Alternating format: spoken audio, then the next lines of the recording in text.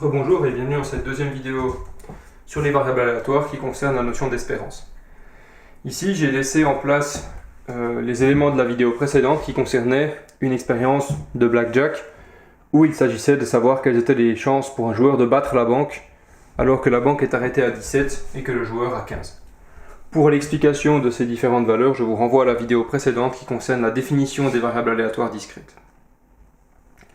Ici, ce que nous pouvons retenir, c'est que nous avons une variable aléatoire qui peut prendre trois valeurs de sortie, moins 10, 0 et 10, selon la carte tirée, et cela suit la distribution de probabilité suivante, où nous avons une probabilité de 8 chances sur 13 de faire moins 10, nous avons une probabilité d'une chance sur 13 de gagner 0 francs, et nous avons une probabilité de 4 chances sur 13 de gagner 10 francs.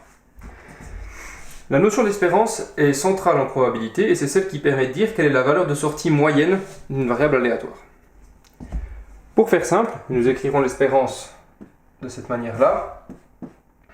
L'espérance de la variable aléatoire x, que nous avons associée ici à ce problème, est simplement la somme, donc c'est en fait une sorte de moyenne pondérée, la somme sur le nombre de résultats possibles de la variable aléatoire, des PI fois XI, où ici, les XI est une issue possible de grand X.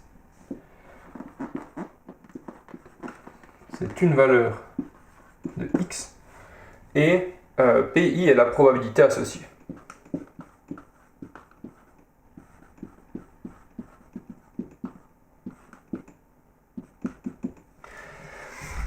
Donc derrière cette définition barbare se cache quelque chose de relativement intuitif et simple au final. Le concept derrière l'espérance, c'est de calculer la moyenne pondérée par les probabilités. On peut faire simple. On dira simplement que, si la première valeur x1, mettons, avec cet exemple nous le verrons bien, la valeur de moins 10 sera pondérée par sa probabilité de 8/13e, parce que si on imagine qu'on joue un très grand nombre de fois, la valeur moins 10 apparaîtra dans 8 cas sur 13. Et donc en imaginant par exemple que nous ayons, je ne sais pas, un échantillon de 130 000 expériences, il y en aura 80 000 qui auront donné moins 10. Ici il y en aura également 10 000 qui auront donné 0 et 40 000 qui auront donné la valeur 10. Et donc par conséquent, si on veut faire une valeur moyenne sur un très grand échantillon des différentes valeurs de sortie, on va les pondérer par leur probabilité parce que à grande échelle, leur probabilité correspond à leur fréquence d'apparition. C'est ce qu'on appelle la loi des grands nombres. Donc, petite illustration avec cet exemple simple. Si on veut calculer l'espérance de ce coup, alors évidemment, comme on l'a dit, le joueur est obligé de jouer ici parce qu'à 15, il a perdu d'office s'il ne tire pas de carte, donc il est obligé de tirer une carte. Quelle est son espérance ? Nous pouvons la calculer de la manière suivante. L'espérance ici sera donc la première issue qui vaut moins 10 fois sa probabilité de 8/13e plus la deuxième issue qui vaut 0 fois sa probabilité de 1/13e plus la dernière issue qui vaut 10 fois sa probabilité de 4/13e. Si on met tout ça ensemble, ce terme-là disparaît car il vaut 0. Ici nous avons 40/13e et nous avons moins 80/13e et donc l'espérance est de moins 40/13e. Fait environ moins 3. Cela signifie que chaque fois qu'on va jouer ce coup, notre espérance de gain moyenne, ici, va être de moins 3 francs. Alors ça veut dire que si on se trouve face à cette situation et qu'on doit jouer ce coup énormément de fois, sur le long terme, cette décision nous coûtera 3 francs. Après, la décision de ne pas jouer nous en coûte 10, puisqu'on perd 10 de toute façon.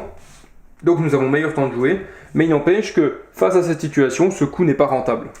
Alors évidemment, on ne peut rien y faire. Quand on se retrouve face à cette situation-là, a priori, ça fait partie des coups qui ne nous conviennent pas. Bien entendu, ce qui fait que Blackjack n'est pas un jeu où on perd autant que ça à chaque coup, c'est parce que bien sûr, il y a des meilleures configurations que celle-ci. Il y a celle où la banque dépasse, il y a celle où nous ne nous retrouvons pas avec 15. 15 est un cas particulièrement épineux pour les joueurs de Blackjack. Voilà. Le calcul de l'espérance est assez simple, somme toute. On multiplie la valeur numérique de l'issue par sa probabilité. On additionne toutes ces valeurs pondérées par leur probabilité. Cela nous donne un aperçu de la valeur de sortie moyenne de la variable sur un grand nombre d'expériences. Voilà, j'espère que cette vidéo vous aura été utile.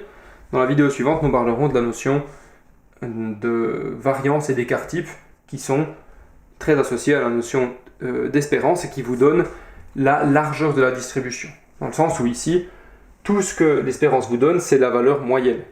Après, évidemment, vous ne savez pas si vous allez obtenir très souvent cette valeur-là et qu'en fait, il y a très peu de variabilité, ou alors si vous allez obtenir beaucoup de valeurs différentes et qu'il se trouve qu'elles sont juste centrées sur cette valeur.